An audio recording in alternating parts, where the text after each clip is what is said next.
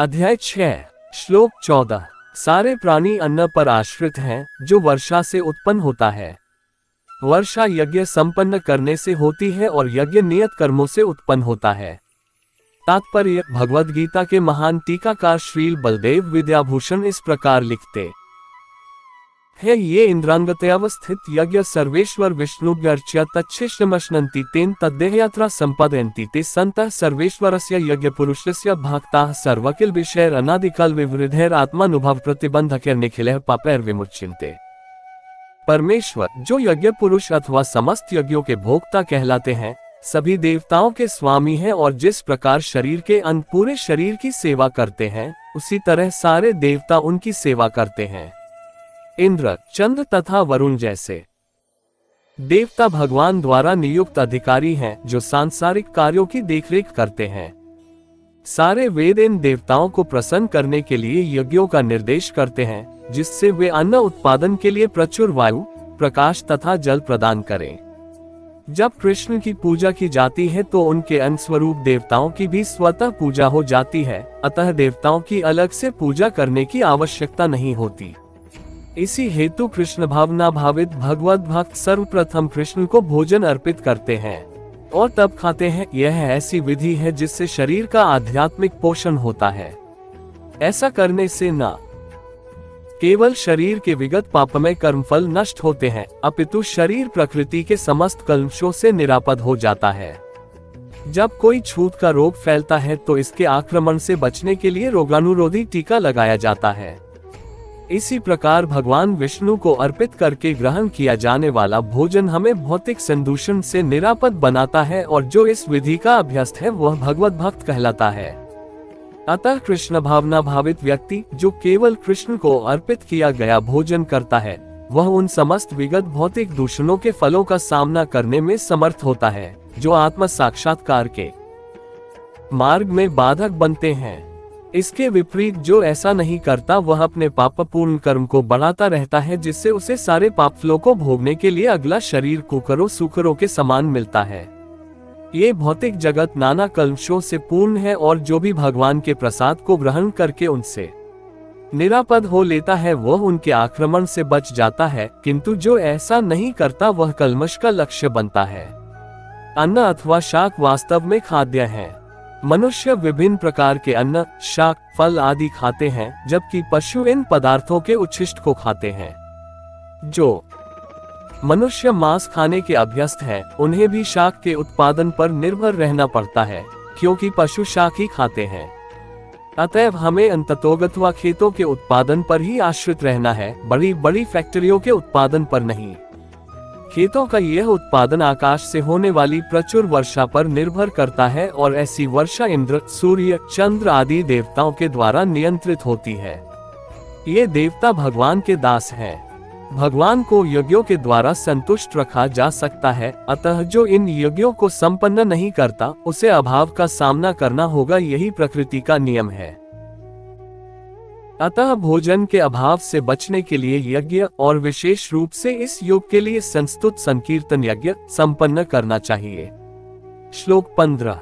वेदों में नियमित कर्मों का विधान है और ये वेद साक्षात श्री भगवान परब्रह्म से प्रकट हुए हैं। फलतः सर्वव्यापी ब्रह्म यज्ञ कर्मों में सदा स्थित रहता है।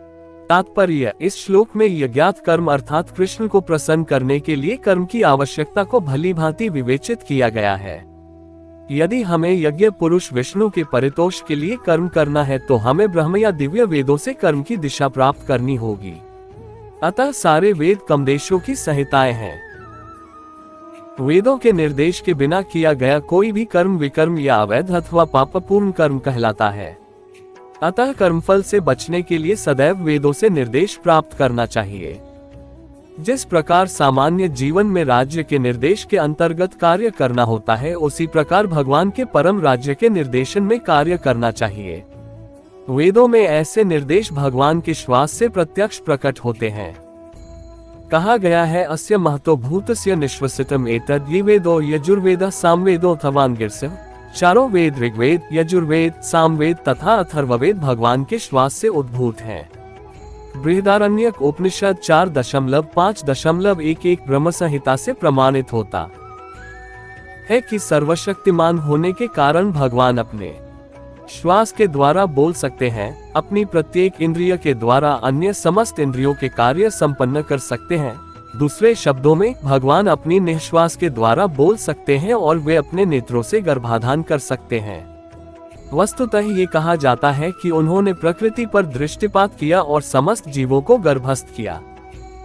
इस तरह प्रकृति के गर्भ में बद्ध जीवों को प्रविष्ट करने के पश्चात उन्होंने उन्हें वैदिक ज्ञान के रूप में आदेश दिया, जिससे वे भगवत धाम वापस जा सकें। हमें ये सदैव स्मरण रखना चाहिए कि प्रकृति में सारे बद्ध जीव भौतिक भोग के लिए इच्छुक रहते हैं, किंतु वैदिक आदेश इस प्रकार बनाए गए हैं कि मनुष्य अपनी विकृत इच्छाओं की पूर्ति कर सकता है और तथाकथित सुख भोग पूरा करके भगवान के पास लौट सकता है। बद्ध जीवों के लिए मुक्ति प्राप्त करने का ये सुनहरा अवसर होता है, अतः उन्हें चाहिए कि कृष्ण भावना भावित होकर यज्ञ विधि का पालन करें।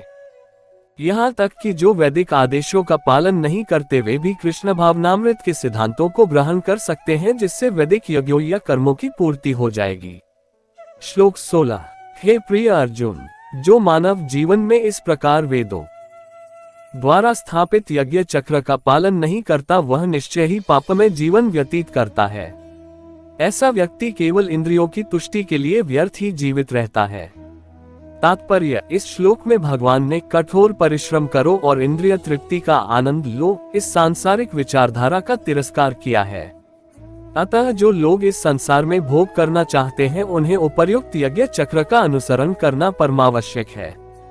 जो ऐसे विधि विधानों का पालन नहीं करता, अधिकाधिक तिरस्कृत होने के कारण उसका जीवन अत्यंत संकटपूर्ण रहता है।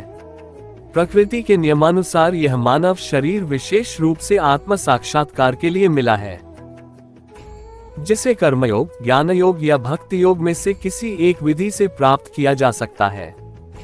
इन योगियों के लिए यज्ञ संपन्न करने की कोई आवश्यकता नहीं रहती, क्योंकि ये पाप पुण्य से परे होते हैं। किंतु जो लोग इंद्रिय तृप्ति में जुटे हुए हैं उन्हें पूर्वोक्त यज्ञ चक्र के द्वारा शुद्धिकरण की आवश्यकता रहती है।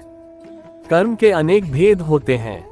जो लोग कृष्ण भावना भावित नहीं हैं वे निश्चय ही विषय परायण होते हैं, अतः उन्हें पुण्य कर्म करने की आवश्यकता होती है।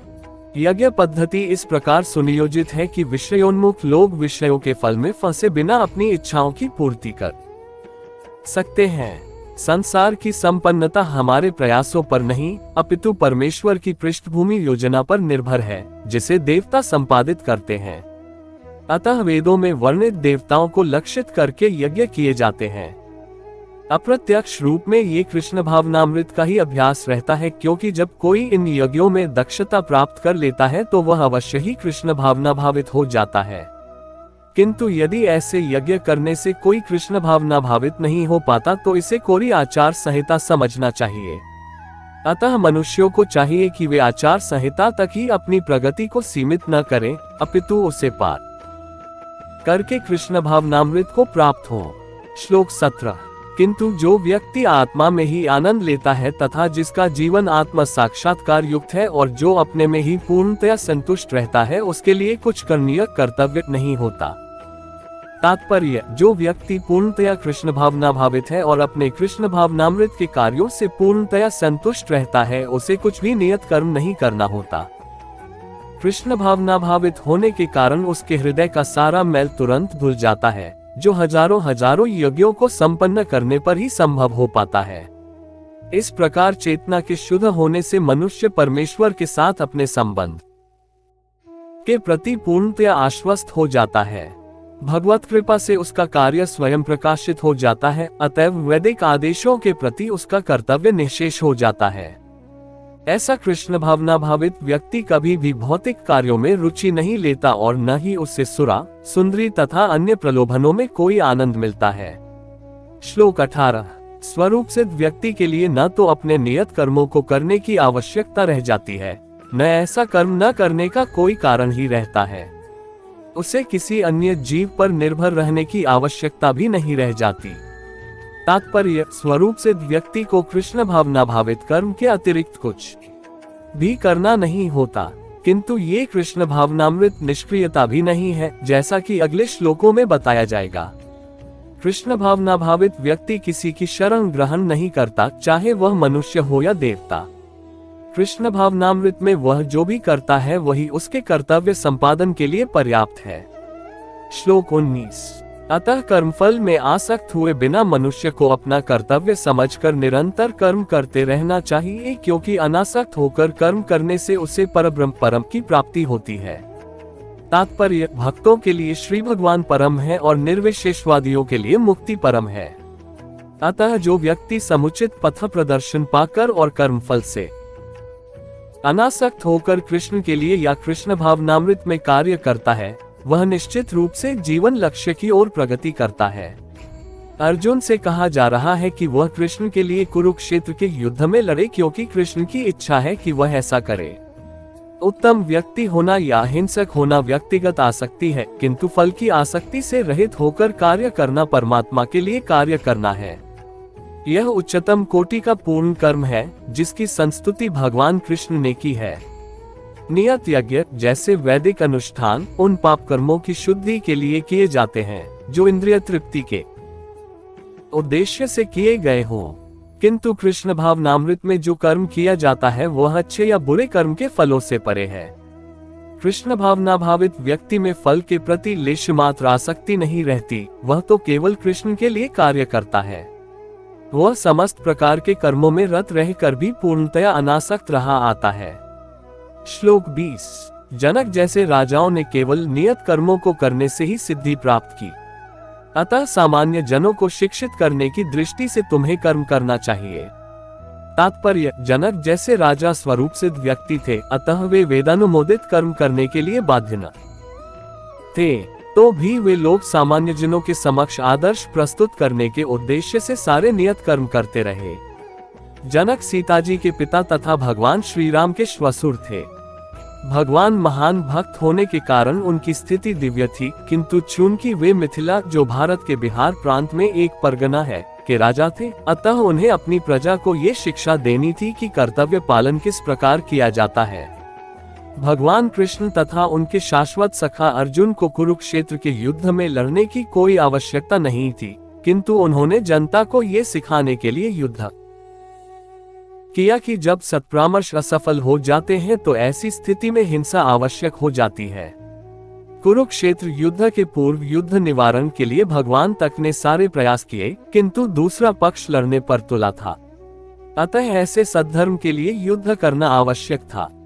यद्यपि कृष्ण भावना भावित व्यक्ति को संसार में कोई रुचि नहीं हो सकती, तो भी वह जनता को ये सिखाने के लिए कि किस तरह रहना और कार्य करना चाहिए, कर्म करता रहता है। कृष्ण भावनामृत में अनुभवी व्यक्ति इस तरह कार्य करते हैं कि अन्य लोग उनका अनुसरण कर सके, और इसकी व्याख्या अगले श्लोक में की गई है।